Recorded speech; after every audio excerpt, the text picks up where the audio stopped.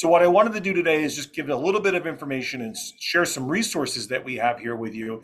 And maybe that'll help answer some of these questions that I'm sure some of you guys have.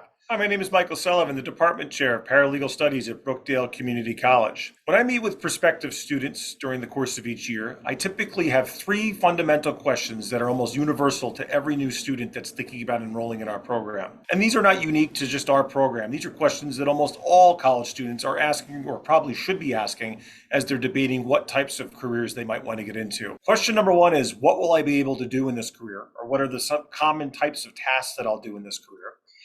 Question number two is, what's the types of salaries that I can expect to make in this career? And question number three is, will I be able to find a job quickly upon graduation from the program? What we're looking at here on my screen is the U.S. Department of Labor Statistics Occupational Outlook Handbook. And obviously, I've pulled up the information here for paralegals and legal assistants. One of the big kind of misconceptions that's out there is there no difference between a secretarial or a receptionist job and a legal paraprofessional job? And that is a big misconception because there is a very, very large difference between those two types of careers. What makes someone a paralegal or a legal paraprofessional isn't necessarily just the title that they may have in any kind of respective employment setting. It's rather the type of work that you're doing. And one of the most exciting things about working as a legal paraprofessional is that you can basically do almost all the same type of work that lawyers do, as long as you're acting under their direction and supervision. And so when we look at this screen here that I'm sharing with you, this is just a kind of small summary of some of the different types of tasks that you're going to get training on in our programs and that you can expect to do in little different types of legal settings. One of the things that I try to stress to students, and it's important to note, law firms are the number one employer of our graduates. They are by no means the only employer of our graduates. We have staffed our graduates in all kinds of legal settings because, quite frankly, having a good variety of legal knowledge and expertise opens up a plethora of really exciting job opportunities across a wide variety of specialty practices. We have graduates that are working in the public defender's offices, the county prosecutor's offices.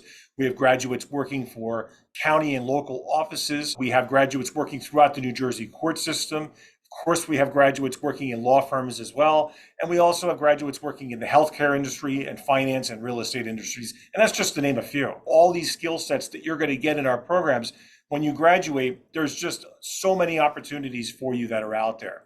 So that's hopefully some good information for you in terms of what will I learn in the program and what are the skills that I'll be using on a day-to-day basis as a legal paraprofessional. Question number two that I often get, as I summarized before, is what kinds of salaries can I expect to make? It's an important one. Obviously, if we're going to invest our time and money into a program of study, we want to know, generally speaking, what type of competitive salaries is that profession paying? So again, I've pulled up the median pay data that's out there for legal paraprofessionals, paralegals, and legal assistants.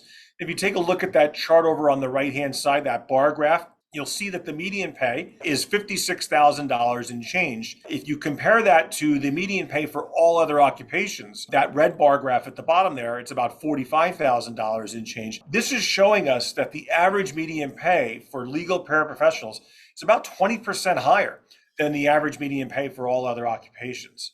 And I stress to students sometimes we don't want to always just chase the money. I wouldn't suggest anyone get into this career just because the money tends to be pretty good. It's a challenging career. It's a difficult career. It's one where you obviously need a great deal of knowledge. The stakes are high when we're representing clients in their different types of legal dilemmas that they hire lawyers and paralegals for. And so you really need to be passionate about the profession as well. But it's also good news that if you happen to be passionate about the law, that if you get the expertise in it, that the salary data is quite competitive, as we can see here, especially when we compare it to other types of jobs that are out there in terms of their median pay.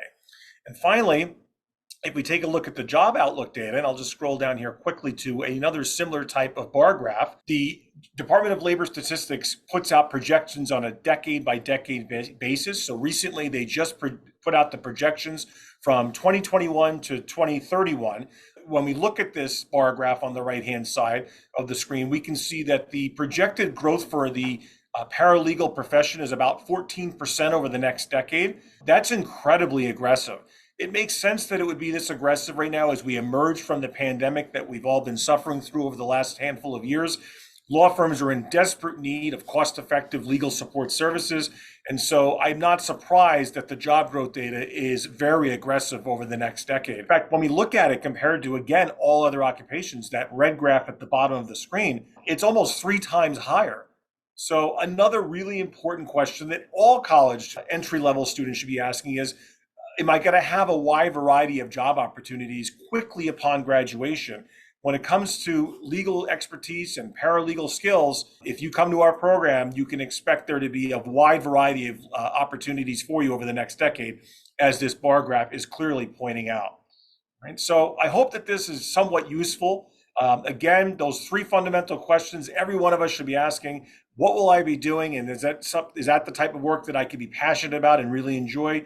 What types of salaries can I expect to make in the career? And number 3, how fast or how quickly and effective will I find meaningful employment upon graduation? If you want to chat about any of this data that I've shared today with me more directly, just shoot me an email at msullivan@brookdalecc.edu. And if you'd like to come in and meet with me to talk about the 3 types of paralegal programs that we offer in our department, I'd be happy to do so. I look forward to getting to know you.